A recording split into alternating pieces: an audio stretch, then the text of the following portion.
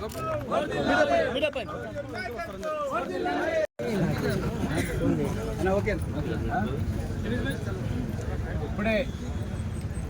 BRS అభ్యర్థి parliament అభ్యర్థి మన్నె శ్రీనివాసరెడ్డి గారి నామినేషన్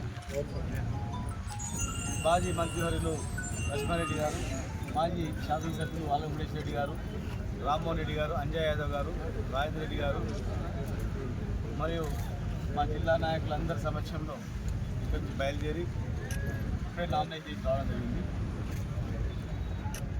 గత నెల రోజులుగా తెలంగాణ వ్యాప్తంగా ముఖ్యంగా ఈ మహబూబ్నగర్ జిల్లాలో కరువు కాటకాలతో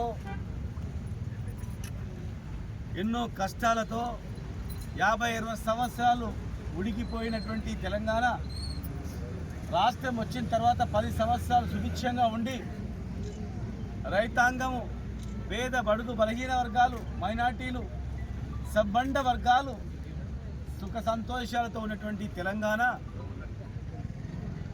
మాయ మాటలతో, అసత్యపు ప్రకటనలతో, హామీలతో అధికారంలోకి వచ్చినటువంటి కాంగ్రెస్ పార్టీ 100 రోజులైనా కనీసం ఈరోజు పరిస్థితులు చూస్తుంటే పట్టణాల్లో చూస్తే నీళ్ళు కూడా కరువైపోయింది. కరెంటు ఎప్పుడు ఉంటుందో ఎప్పుడు అవుతుందో ఎవరికి తెలియదు. అర్ధరాత్రి ఆపద వచ్చినా ఈ ప్రభుత్వం ఉంది, నన్ను ఆదుకుంటుంది అని ఒక భరోసా ఉండేది. ఎల్ఓసీలు లేవు, కళ్యాణ లక్ష్మి లేదు, తుల ఉంగరం లేదు, రుణమాఫీ లేదు, సాగునీరు లేవు, తాగునీరు లేదు, రైతు బంధు లేదు, ప్రతి మహిళకు పెన్షన్ ఇస్తాను, ఆ పెన్షన్ లేదు. ఈరోజు దిక్కు తోచని స్థితిలో అయ్యో మోసపోయినాం, ఎట్లా అయిపోయింది కదా తెలంగాణ, ఎంత పని చేసుకుంటామని చెప్పి ఆవేదనతో ఉన్నటువంటి తెలంగాణ, ఆవేదనతో ఉన్నటువంటి మహబూబ్నగర్ జిల్లా ఖచ్చితంగా బీఆర్ఎస్ పార్టీకి పట్టం కట్టడానికి ప్రజలు సిద్ధంగా ఉన్నారు. మన్నె శ్రీనివాసరెడ్డి గారు రెండోసారి కూడా గెలుస్తాడు.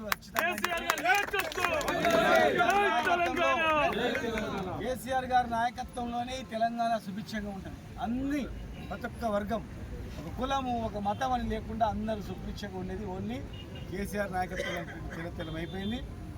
ఈ హామీలు నెరవేరని కూడా అర్థమైపోయింది.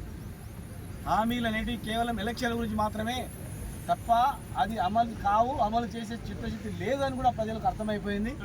కనుక భారీ మెజార్టీతో గెలిపించాలని విజ్ఞప్తి చేస్తున్నాం.